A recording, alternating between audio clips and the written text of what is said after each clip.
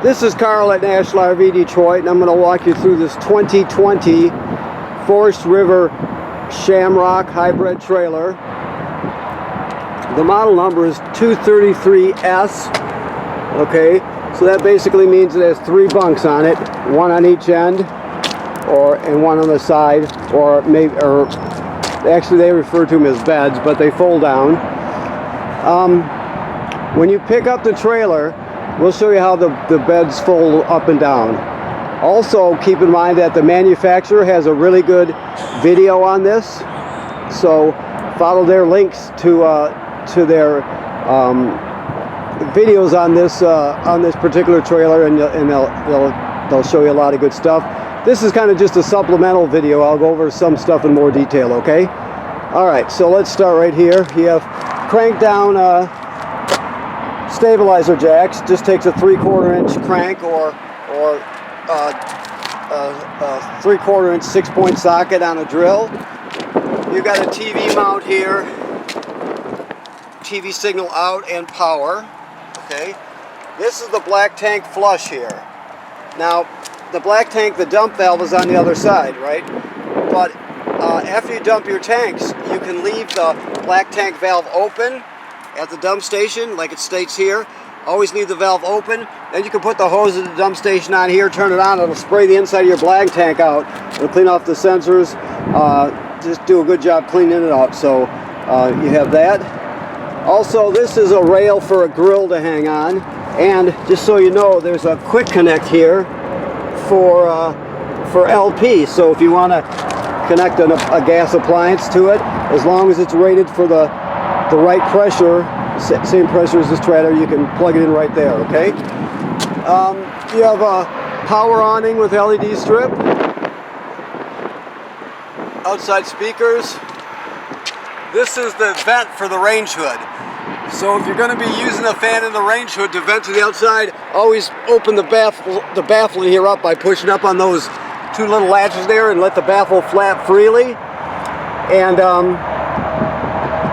you always want that flapping freely when you're venting to the outside. Otherwise, just keep it shut when you're traveling or in storage. Okay.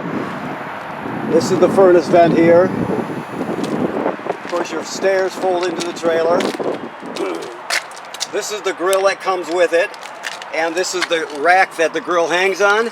This is the LP hose. Remember I showed you the quick connect over there? So there's the hose to plug it in. And this is a table that also hangs right next to the grill on that rail over there. So we can show you more about that if you need to see more when you come pick it up. Okay.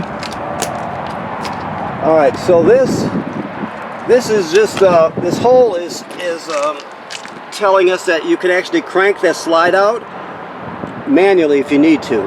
So there'll be a fitting up against the frame, and you can actually crank it in manually if you really need to. Okay. This is your water heater here. You have a switch here, right? Right now it's off and still taped in off position, but it rocks on and off. And that controls the electric heating element that's behind this cover here, right? And of course, then you have a gas burner here. Never run the water heater without water in the tank. Always make sure there's water in it before you turn it on. There's also going to be switches inside, and another electrical switch inside, plus the gas switch also. This is the drain plug. It takes an inch and a 16th 6-point socket. Okay, and that's where it screws into right there. So keep in mind this is empty right now and it's bypassed because the trailer's winterized. Never run the water heater on gas or electric without water in the tank. Okay? I'll show you the switches on the inside when we get in there. I can do this with one hand here. Can I do it? There we go. Okay. This is just a hookup for if you wanted to get a solar battery charger. This one's made by Go Power, so that's just where you would plug it in, the panel in, if you purchase one. Okay, you have your deep cycle marine battery. You have 2 LP tanks which are full. You have a power tongue jack right here.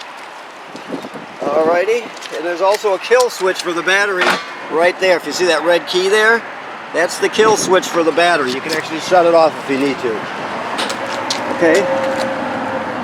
This is the city water hookup here. The most common way to get water in the trailer, you just hook the hose up, turn it on, and you're all set. This has to do with winterizing the trailer. You'll have to read up on that. That's where you draw antifreeze in, okay? All right, and then of course the second most common way to get water to the trailer would be this one right here. If you don't have a city water hookup, you can fill the fresh water tank right here and then use the onboard pump to pump the water. So all the plumbing will work as though you have city water. You'll just be pumping it out of the tank. So like I said, most places are going to have city water, so you'd use the city water hookup. If you don't have city water plumbing on the campsite, you can pre-fill your tank right here. Okay, this is your power cord, 30 amp, 30-foot cord. This is just a service panel for the refrigerator. You don't have to really go in there. Cable and satellite through. Let me come back over here for a second. This is your crank. Okay. This crank is for your power tongue jack. There's a rubber plug on the top of the power tongue jack. If it ever fails, you can put this crank on there and crank it manually, right? This is for your stabilizers. And then this one here, I showed you can crank the slide out manually. You use this particular crank. You see it's a cylinder with a slot cut in it. Up against the frame where that hole is I showed you on the other side, there's a shaft with a pin through it that will mate up with this. So you can actually crank the slide out using this one if you have to. In an emergency, you can crank your power tongue jack in an emergency with that. That's your dump hose there. This is just a reducer to reduce your 30 amp cord down to a 20 if you need to. All right. That's your bunk, obviously your side bunk. These are your black and your gray tanks. Black is toilet water and waste. Gray is sink and shower water. This is an outside shower, just to spray things off. Let's see what we have in here. Storage. Okay. This housing here tells us this is pre-wired for a backup camera. So if you wanted to add a Furrion backup camera to it, you can. The kit would fit right in there. Just make sure you get the Furrion camera that fits that housing right there. Okay. All right. So let's go inside, where it's warm, hopefully. Okay, I can feel the heat already. All right. Okay. So this is your panel here. Your slide room switch is here. Your power awning is here. Never leave the awning out unattended. Always roll it in when you're not going to be using it. Your lights are here. This is the Wi-Fi Ranger right here. So what the Wi-Fi Ranger is, it basically is a router and an antenna with a booster on it to boost public Wi-Fi. So what you'll do is with all your and all your family's devices, your phones or tablet, whatever, you'll look in the Wi-Fi section on your phone for Sky LTE 5995. That's the name of your Wi-Fi Ranger. So you would make up a password for each of the phones, so it'll log on automatically, right? Then in a browser, you would type in this address here, the one on the bottom, and that'll take you to the page for the Wi-Fi Ranger. So you'll be able to see everything the Wi-Fi Ranger sees, right? The temporary password is Change Me Now 5995. You'd put in a password everybody knows. So basically all your phones will hook up to the Wi-Fi Ranger automatically. Then when you get to the campground, you would just go to this address in the browser, put in the password, and then you'll see everything the Wi-Fi Ranger sees, and you would pick out, let's say, the campground Wi-Fi and log on to it. So what it does, it really boosts the signal really well.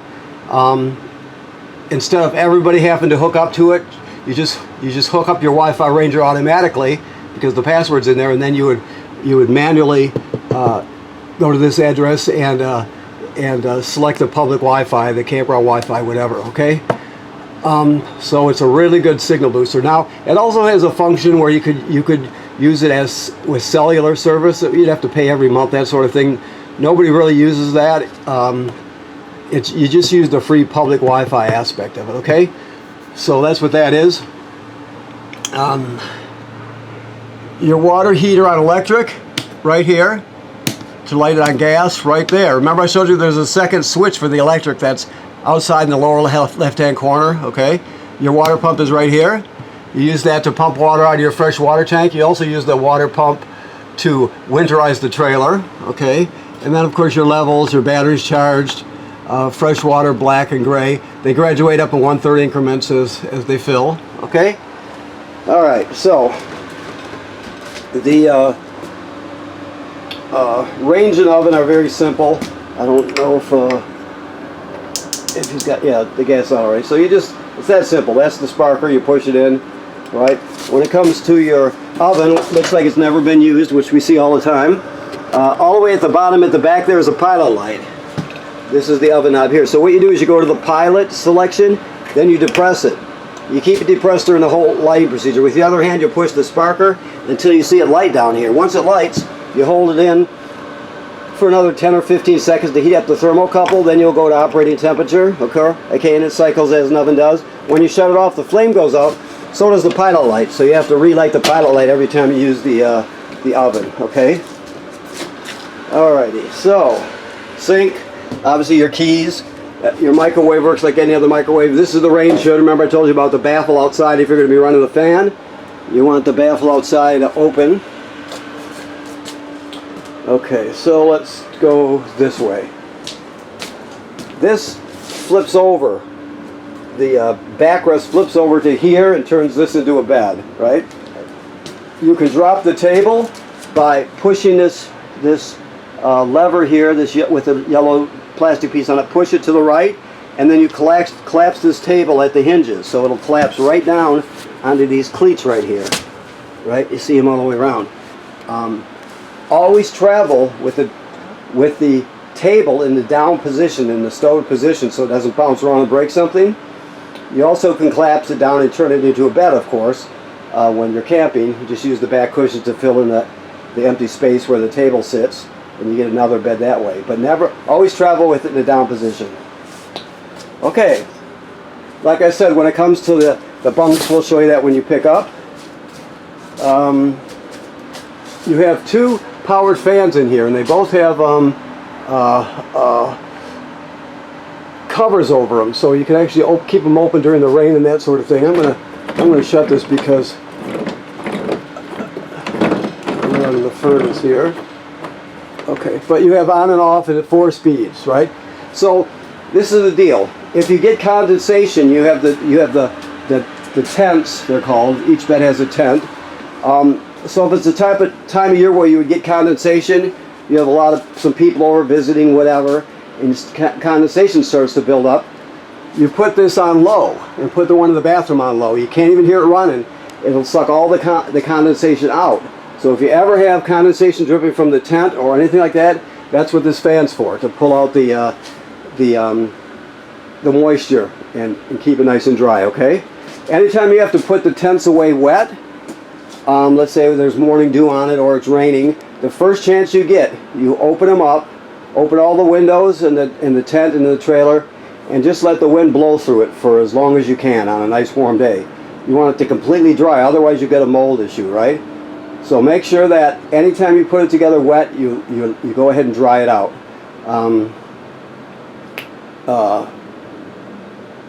Even if you're not going to use this for a season or whatever, a couple times in the summer you want to open it up, open all the windows and just let the wind blow through it to keep it nice and dry inside. That's very important. These are super good canvases and they'll last you a lifetime if you take care of them. Okay, so this way. So this is your antenna, it just rotates here.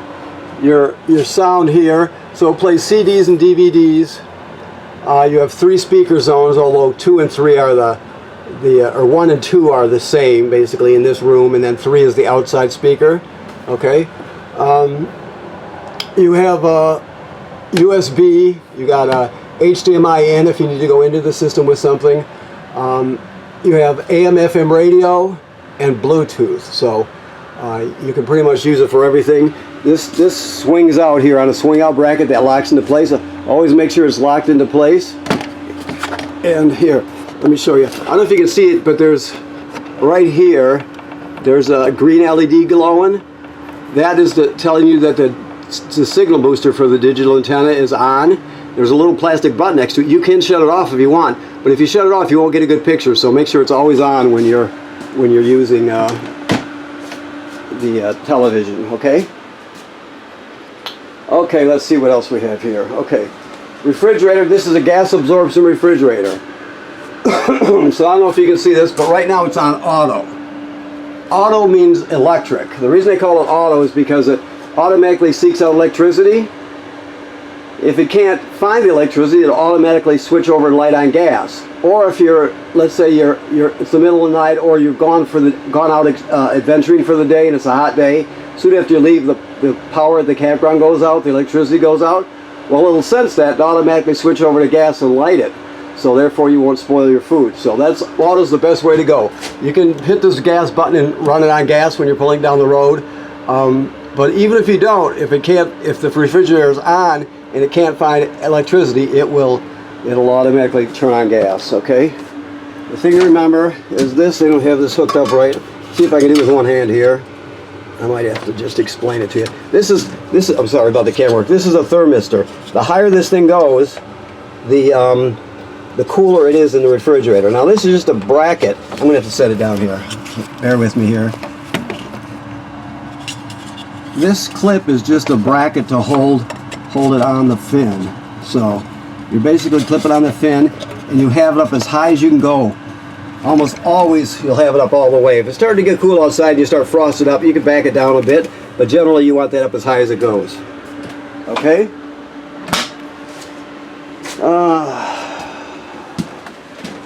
Your thermostat is right over here, both heating and cooling and fan. It's analog, it's very simple. You can see the different positions, cool, fan. Fan is just the air conditioner running without the compressor. You always want to keep the fan itself on auto. Okay, so it's pretty self-explanatory. There's two more bunk fan-like combos to hang on the bar that goes over the bunk there. You can light up the bunk, plus you get some airflow there. Okay. Alrighty, so there's another TV hookup. Now this right here is your power converter. So what this does is converts AC to DC power. You push it to open it. Now when you're plugged in, you have regular AC power coming in, 110 AC, right? And you have these circuit breakers here. They work just like your circuit breakers at home, and they're labeled here. So that's the AC side. Then it's converted to 12 volt DC on this side. You see you got 12 volt fuses here, and they're all labeled. So that's where the 12 volt comes from. Now when you're plugged in, it's always going to sense how much energy your battery needs and has, and it'll keep them charged. So it's a battery charger also. So as long as you're plugged in, it's going to sense how much energy is needed and send it up to the battery. Of course, when you're pulling this down the road, your tow vehicle's alternator will be charging the battery. So two different ways to keep it charged. Okay, it's the power converter. This is the carbon monoxide LP gas detector. There are test buttons if you want to hear it go off, but basically if it goes off, it's detected carbon monoxide or LP gas. You take everybody outside, you turn the gas off at the front, leave the door open, figure out what's going on, okay? Alrighty. What else do we have here? I think the bathroom is all that's left. You have another 4-speed fan here, okay? Shower and sink. The shower works like any other shower, except this thing here is the shower miser. Basically, it's a water circulator or recirculator. So the idea is normally when you're heating up the water for the shower, you'll put it in that position, and when it's a normal position, the water will come out and go down the drain into your gray tank while you're heating up the water. So if you're in a place where there's drought conditions, that you're just wasting good water, and always you're wasting space in your gray tank. So when you use it this way, it'll cycle between the water pump, the water heater, and here, just around the same water around in a loop over and over again while it heats up. That way you don't waste any money, or any water, I'm sorry. This will change color dramatically, and you'll see it change, and then you'll just go to normal position, and you've got hot water. So what it does, like I said, it circulates water, recirculates the same water around and around again until it gets heat up. Therefore you don't waste good fresh water, and you don't waste space in your gray tank either. That's a shower miser. All right, let's see here. The toilet works like any other RV toilet in that there's the flush pedal right there. Right now you see there's antifreeze in it. You can't use it dry. By dry I'm talking about the black tank, which is directly below it. So when you pull into the campground, you hook up your power and your water, you'll come in here, you'll put 1 dose of chemical in the bowl, then you'll stand on the pedal and hold it down till at least a gallon of water goes into the black tank along with the chemical. Right? And that's normally how you use it. That's using it wet. If you use it dry without any chemical or water, the smell will be super terrible, super duper terrible, and it also can get clogged up. So you never want to use it without chemical and water in the tank below, okay? So that's important, obviously. But if you make the mistake, you'll only do it once, so it's one of those self-correcting mistakes. So okay, so let me look around a little bit, see what else we have here. I think I pretty much covered it. The fan-light combos, they plug in right here, okay? I went through the Wi-Fi Ranger. This is a GFCI here. All the plugs in the trailer, including the one on the outside, are wired through this GFCI. So if you're using something outside, it pops. You're going to reset it in here. Okay, you've got storage under here. These are your heaters, your analog heater controllers for your mattresses. So you plug this end right here into this trailer's hardly been used. You can tell they've used it, but very just a little bit. So anyway, this end plugs into the mattress. There's a white plastic female plug that you'll see as soon as you look at it. You can plug it in there. The other end goes into the regular AC power, and then you got an analog thermostat on it. So it doesn't heat. It doesn't heat the mattresses. It warms them. So you don't expect a big burst of heat coming up. It's just going to be warming it. It's going to take the chill out of it. Okay. I think, let me just look around here, see what else we have. But I forgot. That's the charging center, of course. Okay. I think that pretty much does it, so. Okay. Alright, so I want to thank you for purchasing your trailer at National RV Detroit. One thing you have to remember is that the manufacturer states you should inspect the roof every 90 days or so. So you need somebody to go up there and look around at the sealant on the roof. Make sure there's no cracking or separation where water can get in. Make sure there was no damage to any of the roof attachments or roofing material caused by low branches or road debris flipping up there. That's part of your general maintenance. People generally don't inspect the roof enough, so make sure you keep after it. And if you see any issues, take care of it immediately, okay? If you do that, this thing will be solid as a rock for years and years to come. So make sure you take care of it. And I'm not talking about just this trailer. It's every trailer ever made the roof needs to be inspected regularly. So please keep that in mind. Also, right now the trailer's winterized. All the water's been purged from the system and replaced with antifreeze, right? And the water heater is bypassed and empty right now. So make sure you fill the water heater before you use it in the springtime or summertime, okay? All right, thank you.